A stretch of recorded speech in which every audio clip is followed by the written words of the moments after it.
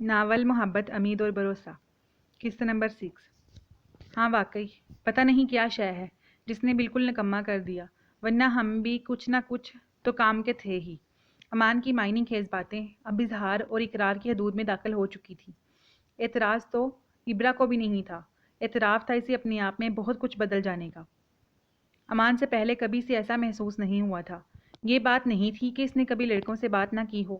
وہ کو ایجوکیشن میں پڑھی تھی اور اب وہ جاب کرتی جہاں اس کے بہت سارے میل کولیگز تھے، مگر امان اسے بہت اچھا لگتا تھا۔ ابرا ایک حقیقت پسند لڑکی تھی، اس نے کبھی خواب میں بھی نہیں سوچا تھا کہ ایک دن سے محبت ہو جائے گی، اور اب اس حقیقت پسند لڑکی کو محبت نے ہر طرف سے گھیر لیا تھا۔ آج ممانی اس کی کلاس لے رہی تھی، ہاں، مگر اس سے پہلے بہت مزیدار چکن بریانی کھلائی تھی اسے، پھر اگلے دن کے لنچ کے لیے بھی پیک کر دی۔ اتنی بری نہیں تھی بیچاری، اچھا خاصا خیال کرتی تھی اس کا۔ کھانے کے بعد ماموں کے لیے چائے بن کر آئی، اسے بھی پیشکش ہوئی۔ چائے پیو گی؟ بریانی کے بعد تو کولڈ ڈرنک اچھی لگتی ہے۔ چائے کون بیوقوف پیتا ہے؟ ابرا کے کچھ کہنے سے پہلے ہی ثاقب بول پڑا، جا لے آ 1 لیٹر۔ امی کی سخاوت آج حاتم تائی کو مات دے رہی تھی۔ ثاقب نے تیزی سے باہر کی طرف دوڑ لگائی، اس سے پہلے امی اپنا ارادہ بدل لیتی۔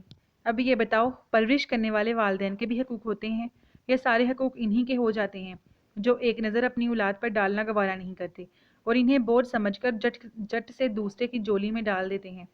امی کا طویل سوال اپنے اندر ایک کھلا طنز لیے ہوئے تھا جس کا نشانہ اس کے ابو تھے۔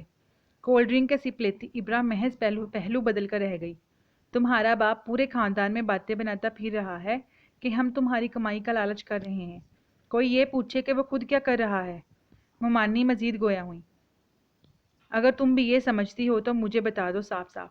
میں سچ کہتی ہوں، آج کے بعد پھر نہ تمہیں کبھی اپنی شکل دکھاؤں گی نہ کبھی تمہاری شکل دیکھوں گی۔ ممانی آنکھوں میں آنسو بھر لائیں، حیرت سی حیرت تھی۔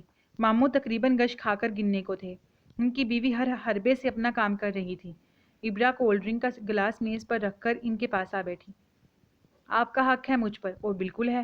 میں نے مما کہہ کر پہلے آپ کو مخاطب کیا تھا، اپنی امی کو امی کہنا بعد میں سیکھا تھا۔ کوئی کچھ بھی کہتا رہے، آپ میرے لیے ماں کا درجہ رکھتی ہیں۔ ابرا نے نرمی سے اپنی بات مکمل کی اور ان کے ہاتھ کی پشت پر اپنا ہاتھ رکھا۔ ہماری سگی بیٹی ہوتی تو وہ بھی ہمارے برے وقت میں کام آتی یا نہیں؟ اب آپ کس بات سے پریشان ہیں؟ ارے کوئی ایک پریشانی ہو تو بتاؤں، دنیا جہاں کے مسئلے مسائل نے ہمارے گھر کا راستہ دیکھ لیا ہے۔ پہلے تمہارے ماموں کے چوٹ لگ گئی، اتنی رقم اس میں خرچ ہو گئی، پھر تمہارا بھائی بیمار ہو گیا، ٹیسٹ پہ ٹیسٹ، دوائیوں پہ دوائیاں۔ شکر ہے کہ ٹھیک ہو گیا، مگر میری جیب بالکل خالی ہو گئی۔ آمدنی گھٹتی جا رہی ہے اور اخراجات بڑھتے جا رہے ہیں۔ میں نے سوچا چھت پر ایک کمرہ تو ہے ہی، ایک اور کمرہ باتھ روم اور کچن بنا کر کرائے پر چڑھا دوں، کچھ تو سہارا ہو ہی جائے گا آمدنی کا۔ ہیں کیا کہتی ہو؟ آئیڈیا تو اچھا ہے۔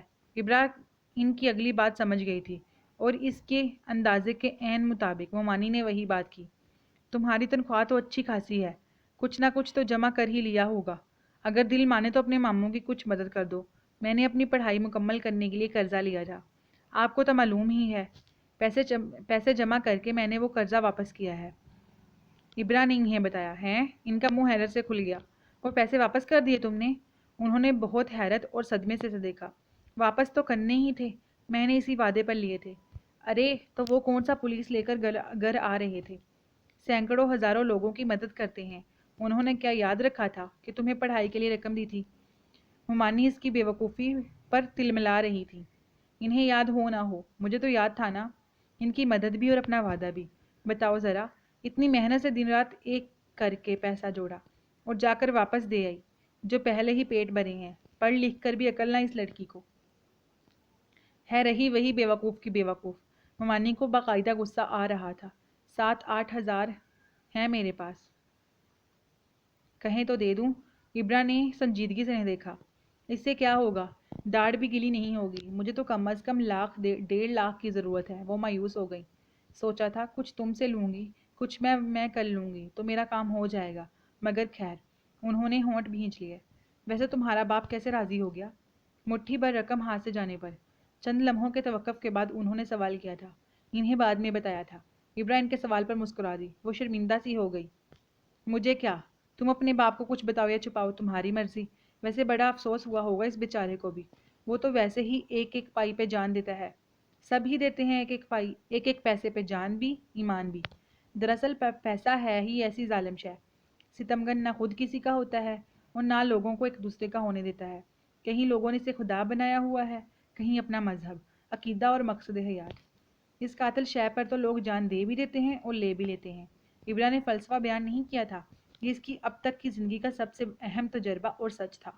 بی بی، آج کی دنیا میں پیسہ ہی سب کچھ ہے۔ جس کے پاس نہیں ہے وہ چیونٹی سے بھی کمزور اور حقیر، اور جس کے پاس ہے وہ تو بس پوجنے کے لائق ہی سمجھو۔ آپ ٹھیک کہتی ہیں، میں بھی تو یہی کہہ رہی تھی۔ تم دونوں غلط ہو۔ دولت سب کچھ ہو سکتی ہے مگر دل کی سچی خوشی اور اطمینان کبھی نہیں ہو سکتی۔ ماموں نے درمیان میں مداخلت کی۔ ہو سکتی ہے، ابرا مسکرائی۔ جائز طریقوں سے کمائی گئی دولت کبھی بھی بے سکونی اور بے برکتی اپنے ساتھ نہیں لاتی۔ عجیب لڑکی ہے، کبھی کچھ کہتی ہے کبھی کچھ۔ ممانی نے ٹیڑھی نظروں سے اسے دیکھا۔ پھر میرا کام ہوگا یا نہیں؟ انہوں نے جیسے خود کلامی کی۔ اللہ پہ بھروسہ رکھ نیک بخت، کچھ نہ کچھ ہو ہی جائے گا۔ ابرا کے کچھ کہنے سے قبل ماموں بول پڑے۔ ابرا نے تشکر سے انہیں دیکھا، ورنہ اس سوال کا جواب تو اس کے پاس بھی نہیں تھا۔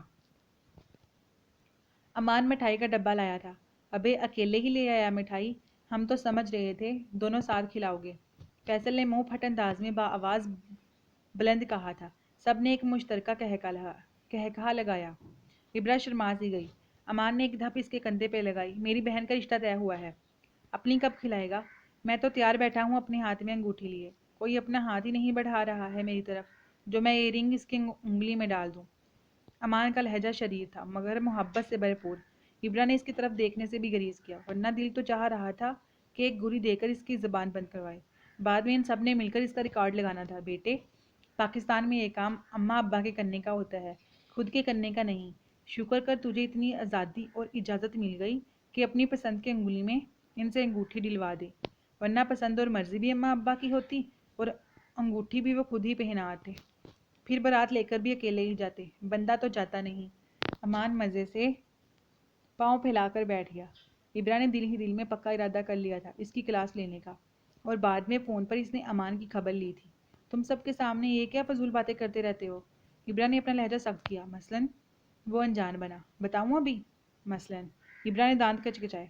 ہاں بتاؤ پلیز، میں ہماتن گوش ہوں۔ وہ یقیناً لطف اٹھا رہا تھا۔ ہماتن گوش نہیں، تم ایک خرگوش ہو جو مجھے اپنے پیچھے سے کہا رہا ہے۔ ابرا خفا خفا سے لہجے میں بول رہی تھی۔ کیا واقعی ابھی سے تھک گئیں؟ وہ بھی کچھ سنجیدہ ہوا۔ پتہ نہیں، کبھی کبھی تو یہی لگتا ہے کہ تھک گئی ہوں، ہر بات سے، ہر چیز سے بیزار ہو گئی ہوں بس۔ وہ اتنی سنجیدہ اور دکھی لگ رہی تھی کہ امان کے دل کو کچھ ہونے لگا۔ وہ اسے بہت پیاری تھی اور بہت عزیز بھی۔ وہ چاہتا تھا کہ وہ دنیا بھر کی خوشیاں اکٹھی کر کے اس کی جولی میں ڈال دے۔ کیا ہوا ابرا؟ ایک بات بتاؤ، کیا دنیا میں پیسہ ہی سب کچھ ہوتا ہے؟ ابرا کو اس وقت نہ جانے کیا یاد آنے لگا۔ سب کچھ تو نہیں مگر بہت کچھ ہوتا ہے، امان نے دھیمے سے لہجے میں جواب دیا۔ پھر اس بہت کچھ کو لوگ سب کچھ کیوں بنا لیتے ہیں؟ رشتے اور محبت اسی کے حوالے سے کیوں دیکھی جاتی ہے؟ اس کی کسوٹی پر ہی کیوں پرکھی جاتی ہے؟ وہ پھٹ پڑی تھی۔ سب لوگ ایسا نہیں کرتے، کچھ لوگوں کے نزدیک ان کے رشتے ہی سب کچھ ہوتے ہیں۔ ہر ایک کے لیے دنیا میں کوئی نہ کوئی ایک ایسا ہوتا ہے جس کے نزدیک آپ سب سے پہلے ہوتے ہیں، باقی سب سے پہلے ہوتے ہیں، سب سے اہم، باقی سب سیکنڈری ہوتا ہے۔ امان دھیرے دھیرے سمجھا رہا تھا مگر وہ بہت جلد سمجھ رہی تھی۔ وہ منٹوں میں مطمئن ہو گئی، پرسکون ہو گئی۔ میں کبھی کبھی بہت ڈپریسڈ ہو جاتی ہوں، بہت الجھ جاتی ہوں، پتہ نہیں کیا ہو جاتا ہے مجھے۔ ابرا نے اعتراف کیا۔ تم بہت زیادہ سوچتی ہو اور وہ بھی بہت فضول۔ ڈپریشن تو ہوگا، اپنی ساتھ ساتھ مجھے بھی پریشان کر دیتی ہو۔ امان نے ڈانٹا تھا اسے۔ تمہیں برا لگتا ہے؟ تم پریشان ہو جاتے ہو؟ وہ آہستہ سے پوچھ رہی تھی۔ مجھے اپنا پریشان ہونا برا نہیں لگتا، مجھے دکھ ہوتا ہے تمہارے پریشان ہونے پر۔ میں تمہیں خوش رکھنے کی ترکیبیں سوچتا رہتا ہوں، تمہیں مسکراتا رکھنے کے جتن کرتا رہتا ہوں، اور تم جانے کیا کیا فضولیات سوچ کر میری ساری کوششوں پر پانی پھیر دیتی ہو، ملبہ ڈال دیتی ہو یار، وہ بھی ڈھیروں ڈھیر۔